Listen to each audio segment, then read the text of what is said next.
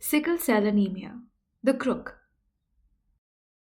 Let's listen to the mysterious case of Mr. S. 23-year-old Mr. S, of African origin, presented to the emergency department with sudden onset of severe abdominal pain, cramping, chest pain, and non productive cough. Past history revealed he had recurrent pneumonia, chronic anemia, and multiple blood transfusions since childhood. Examination showed Mr. S had fever, jaundice, and pallor. There was no evidence of organomegaly. However, he had multiple ulcers on bilateral legs.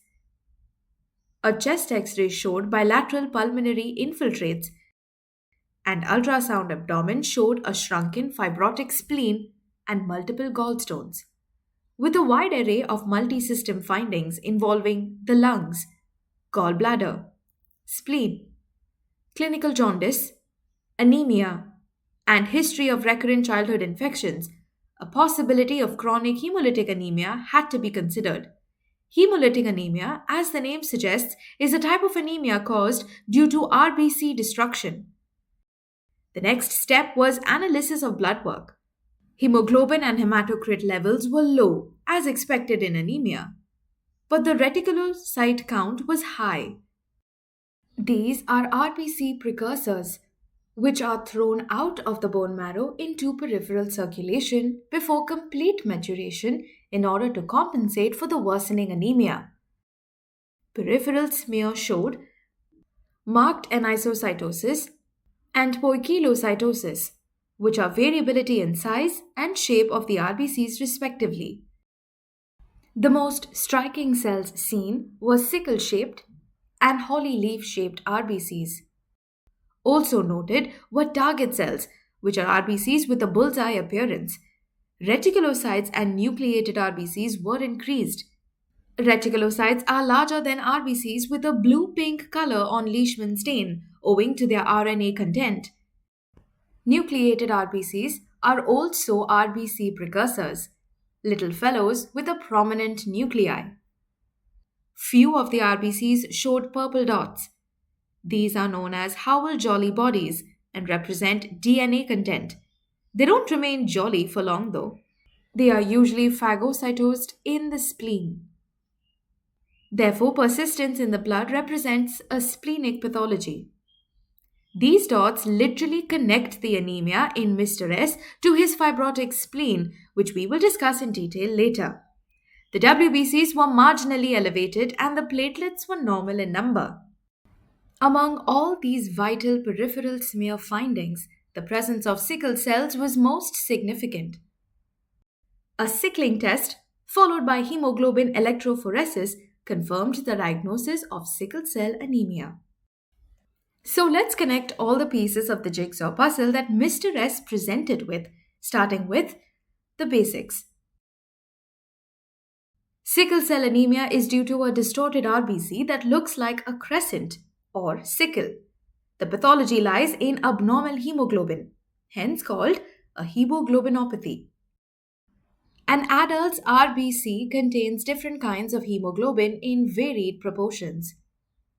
96% is composed of hemoglobin A, with 2 alpha and 2 beta chains.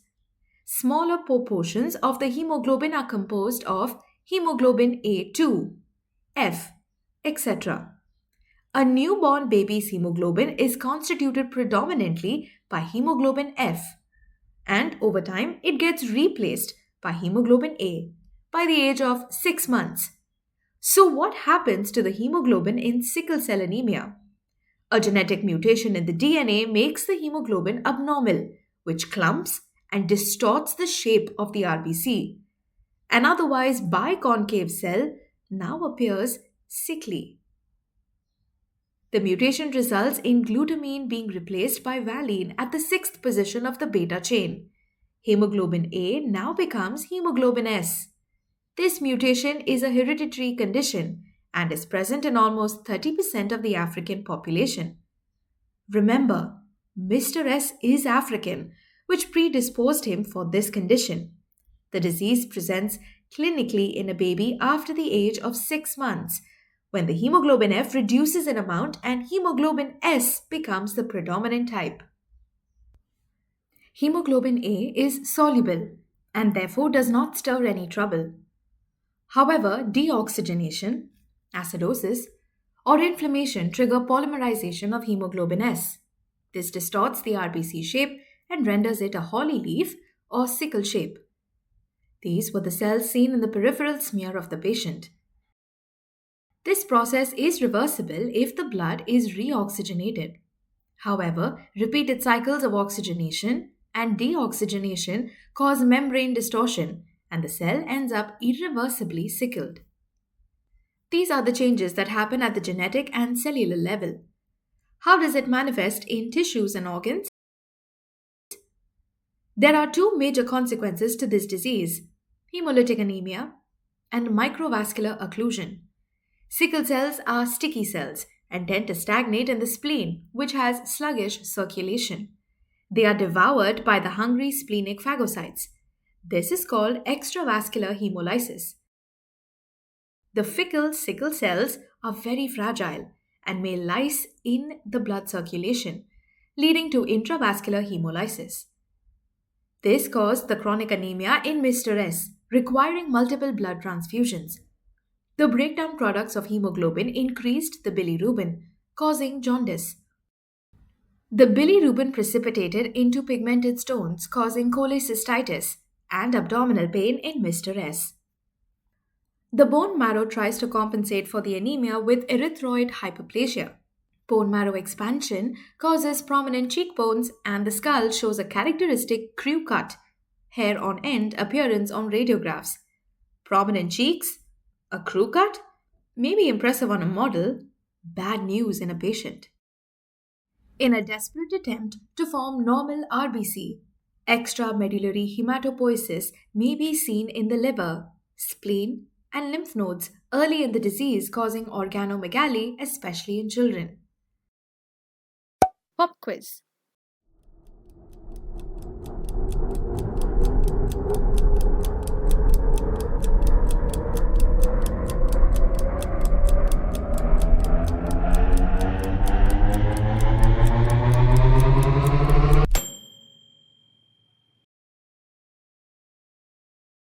The second consequence of this disease is microvascular obstruction or vaso-occlusive crisis, which repeatedly punctuates the chronic saga of this disease. Sickle cells are the villains. They block the capillaries, leading to ischemia. This can lead to stroke, infarcts in the lung, bone, skin, spleen, etc., as depicted in this picture. This also explains Mr. S's chronic leg ulcers. Due to repeated ischemia in the spleen, over time the organ becomes fibrotic, smaller in size, till only a nubbin of tissue is left.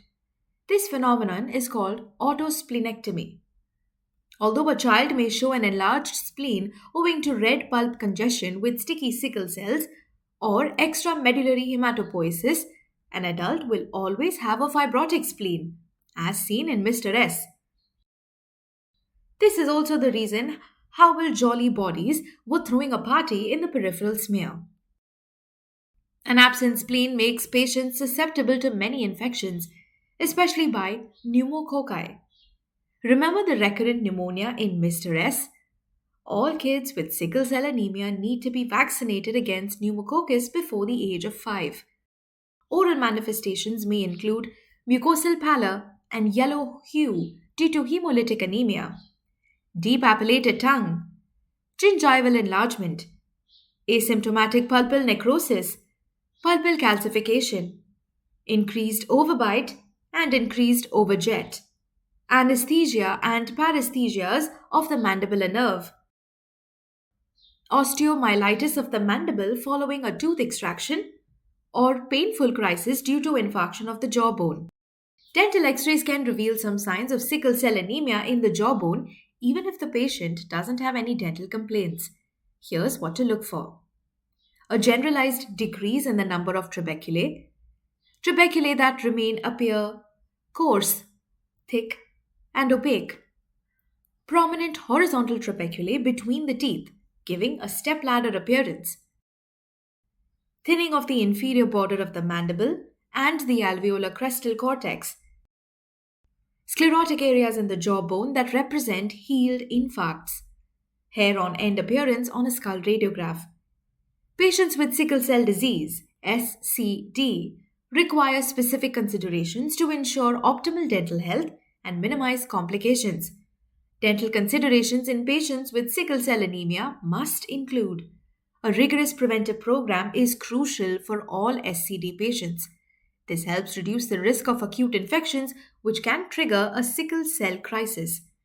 Dental checkups are recommended from the time the first tooth erupts, ideally by the child's first birthday.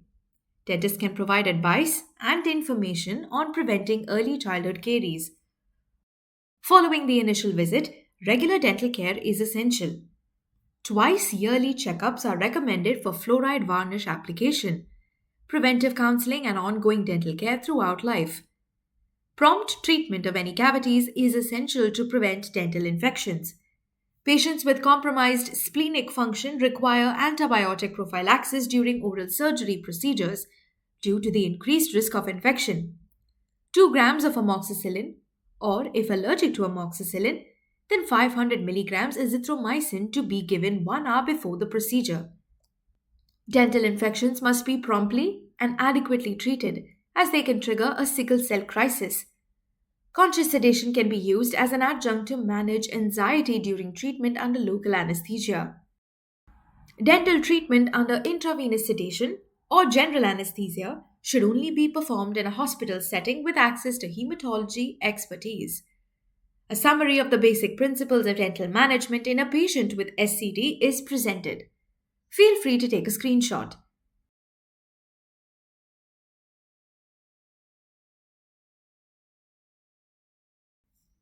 There are also a few syndromes associated with sickle cell anemia. Hand and foot syndrome, acute chest syndrome, sequestration syndrome. Hand and foot syndrome is a condition children present with when they complain of pain in their fingers and toes due to underlying bone infarction. They are also prone to salmonella osteomyelitis. Acute chest syndrome is when a sick lung with inflammation undergoes microvascular occlusion with sickle cells and worsens in condition. The sickle puts the lung in a pickle, probably the reason for acute chest pain, cough, and bilateral pulmonary infiltrates in Mr. S. Sequestration syndrome is the sudden pooling of RBCs in the still functioning spleen of a child, leading to decreased blood volume, hypovolemic shock, and death. Stroke and acute chest syndrome are the commonest ischemia-related causes for death in a patient with sickle cell disease. So far, what we spoke about was full-blown sickle cell disease, where the patient had a homozygous genetic mutation. But a heterozygous condition also exists, called sickle cell trait. These individuals have more hemoglobin A than S. They are asymptomatic and may show sickling only in conditions of low oxygen. What happens to patients with this disease? In order to maintain the hemoglobin levels, patients can be given repeated blood transfusions, as did Mr. S. However, this has to be done with careful monitoring to prevent a condition of iron overload called hemosiderosis. Hydroxyurea is a drug which reduces pain, crisis, and anemia. Pneumococcal vaccinations are a must in children. 50% of patients on treatment and monitoring survive beyond the 5th decade. Bone marrow transplantation is curative. Hemoglobin S is more prevalent in countries where malaria is endemic like Africa, India, and the Middle East. Sickle cell trait confers protection against severe falciparum malaria infection. Hope you had fun learning sickle cell anemia with us. See you in the next video.